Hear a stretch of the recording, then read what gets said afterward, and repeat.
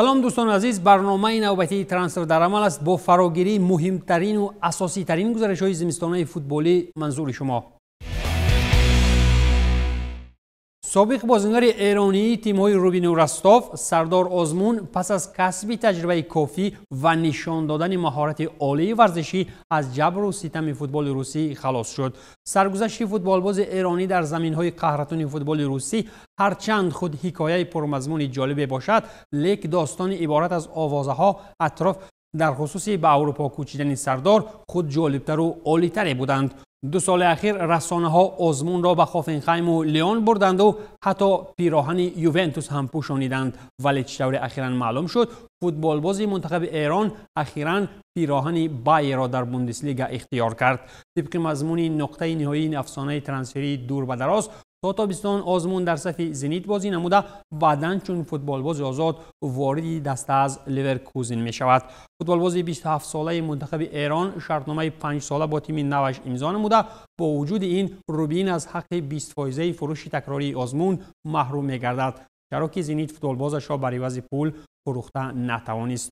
آزمون اصلا حمله‌ور اونیورسالی است که میتواند در دلها موقع خط حمله بازی کند. او نهایت تیزکار است، در هوا خوب بازی میکند و فضای نزد اطرافش را خوب احساس میکند.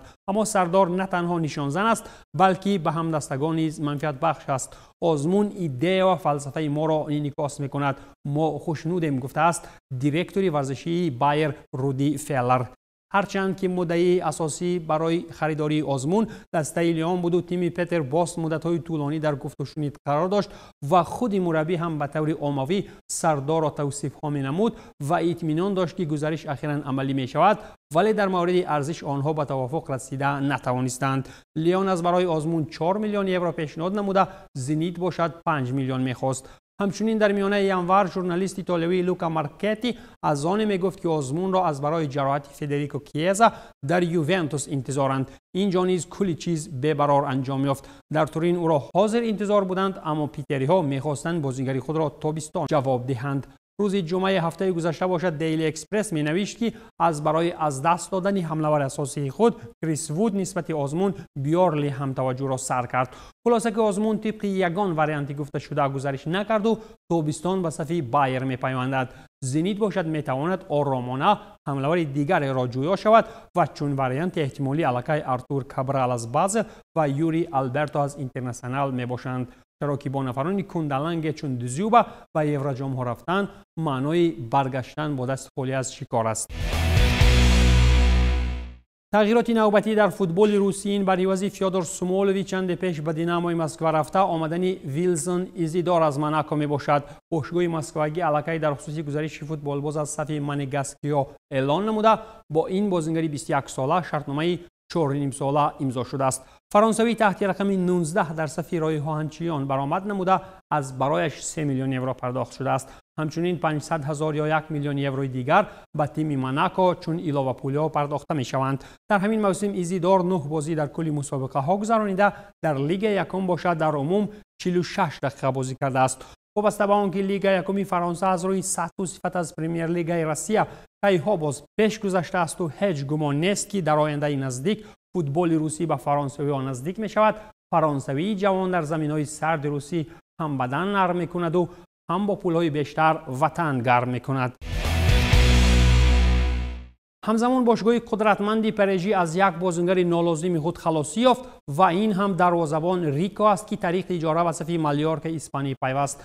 در خصوص رفتن سرخیو ریکو از دست به وطن خود علاقه خود پی اس ژی نیز اعلان نموده و اسپانی 28 ساله در صف دسته از جزیره بالیاری تا سنه 30 ایون سال 2022 برآمد خواهد کرد. در همین موسم باشد ریکو بهره بودن چون دروازه‌بان اساسی رقابت را با کلگی بر جانلویجی داناروما و کیلر نواس باخته و تنها یک بازی گذرانیده است و آن هم در ماه نوامبر سال گذشته بود که در بازی بر مقابل نانت از کرسی‌های احتیاطی به میدان آمد، زمانی که نواس کارت سرخ گرفته بود. موضوع نوبتی نزدیک به ترانسفرهای جاری کنی قاعده‌های نو فیفا در مورد اجاره بازیگران است. هفته قبلی فیفا طریق واسطه‌های خودی اینترنتی برنامه نهایت فراگیر را عاید اصلاحات‌های اجاره‌گیری در فوتبال معرفی نمود. اصلاحات خصوصیت‌های مرحله‌ای داشته، عمل‌های خود را از سنه 1 ایولی سال 2022 آغاز می‌کند. از همین روز باشگاه‌های فوتبالی می‌توانند حقوقی به اجاره رفتن و از اجاره گرفتن نه زیاده از 8 بازیکن را دارند. در ردیف چنین محدودیت شماره‌ای چند از چاره‌های صفتی نیز وارد شدند. باشگاه‌هایی که سازشنامه اجاره‌ای می‌بندند عهده‌دار می‌شوند که آن را در شکل خطی چون قرارداد تشکیل کنند که در آن دوامناکی اجاره و شرط‌های مالیوی سازش درج شده باشند. منع کردن بستن قراردادهای اجاره‌ای سه جانبه. از این پس در دوام یک موسم در یک باشگاه زیاده از 3 بازیکن از یک باشگاه طریق اجاره آمدن اجازه داده نمی شود. قاعده‌های موافقه شده به قول آیین‌وی همچنین عمل می‌کنند. زیاده از 3 بازیکن روان نمودن به یک باشگاه هم طریق اجاره منع کرده شده است. مهلت معینی حداقل اجاره با معین کرده می شود که فرصت‌های میانی 2 روزنه ترانسفری و متناسباً 1 سال را تشکیل می دهد. با بازگشت به محدودیت مرحله‌ای شماره‌ای باشد علاوه نمود که در این راستا 2 مرحله دیگر وجود دارند. از سنه 1 ایولی سال 2023 شماره از هم زیادی به اجاره روان شده و فوتبال بازان به اجاره گرفته شده 7 نفر. از سنه 1 ایولی سال 2024 باشد چون این شماره از هم زیاد 6 نفر را تشکیل داده دیگر چون قاعده عمومی دائمی می شود. دلیل مهم باشد آن است که بازیگران تا 21 ساله وارد قاعده های نو نمی شوند و این هم در حال است که به تیم های خانگی امکان می دهد تا به بازیگران خود وقتی بیشتری بازیکنی را فراهم آورند.